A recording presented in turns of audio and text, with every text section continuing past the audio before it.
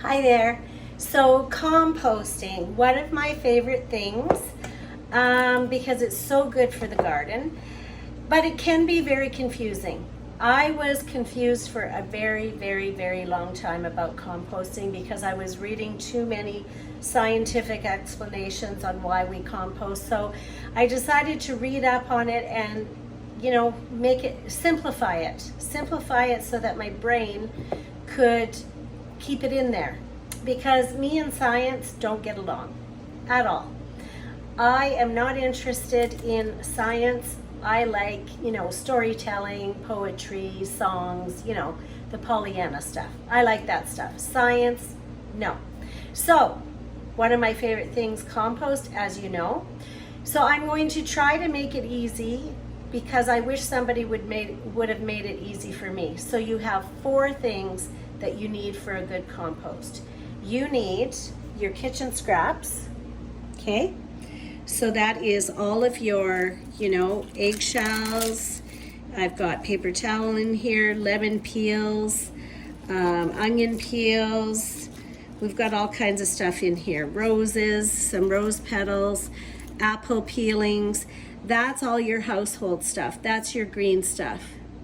Then you need brown stuff. Brown stuff is your cardboard, your egg cartons, your dead leaves, that kind of stuff. So you need that, okay? So you need your green stuff and your brown stuff. Then you need water. So every time I take my composter out, I give it a little water, because without water it's going to be too dry. Then you need air, which it's going to get when it goes outside. So I don't worry about the air. I have a rotating tumbler, a compost bin that rotates. It has air holes in it. I really like that one because it keeps it nice and tidy, and you don't see the compost, and I really like those. But some people build them in piles, some people make little sections, boxes, whatever. Doesn't matter what you do, compost is good. So those are the 4 things: green, brown, water, and air. Right? Do we have to make things difficult? That's easy, right? Easy for the brain. So green is always your household scraps. By the way, while we're talking about household scraps, don't put cooked things in your compost. You get little nasties, little bugs. It's not good. Nobody, and vermin, you don't want that in your compost. No, I'm getting itchy just thinking about it.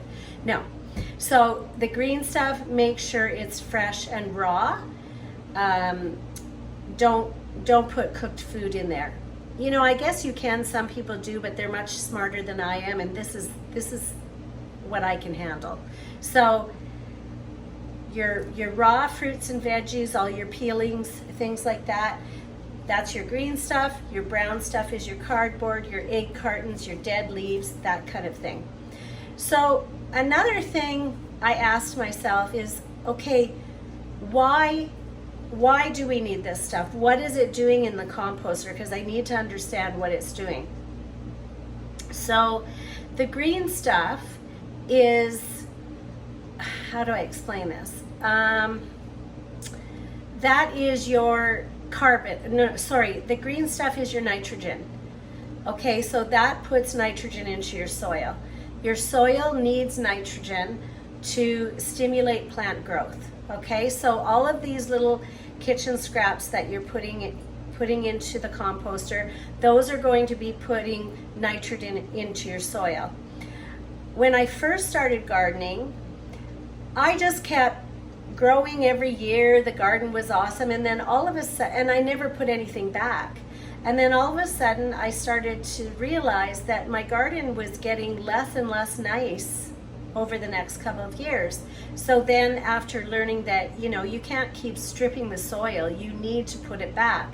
So your table scraps and everything are going to put nitrogen back into the soil so that you get the nice big plants. Okay, so that's your green stuff. Your brown stuff is going to create carbon. That's what it's going to do. When it breaks down, it creates carbon. And that is going to make your soil rich. It improves the structure. It improves the oxygen of the soil. It makes everything better for the plants. They can absorb everything better. So your green stuff, which is your table scraps, is creating nitrogen as it breaks down, and the nitrogen is causing your plants to have better structure, bigger plants, healthier. The brown stuff is creating carbon, and that is, as it breaks down, that's making the soil more rich. It's putting more oxygen into the soil. Right? Easy. I don't know why we have to just make things so complicated. So you can do two things with your compost. You can use it as a mulch. So when it looks like soil, I'll take it and I can put it around my plants. You don't put it on the plants, but you put it around the plants. That's giving carbon and nitrogen to the soil around the plants and feeding the plants and feeding the soil. So you can do that, use your compost as a mulch, or you can create a tea and take like a shovel full of compost and put it in a pail, fill it with water, let it sit for 2 or 3 days, and use that water to water your garden. Or you can do both. Do a little bit of mulch, a little bit of tea, a little bit of nutrient tea. You can do both of them. So one of my favorite things, composting. I love it. My husband laughs every time he sees me out there trotting with my garbage and putting it in the roto bin, and he says, well, hon, as long as you're happy. To him, he would say, well, I'll just put it in the garbage. But, you know, gardeners know what this does to the soil.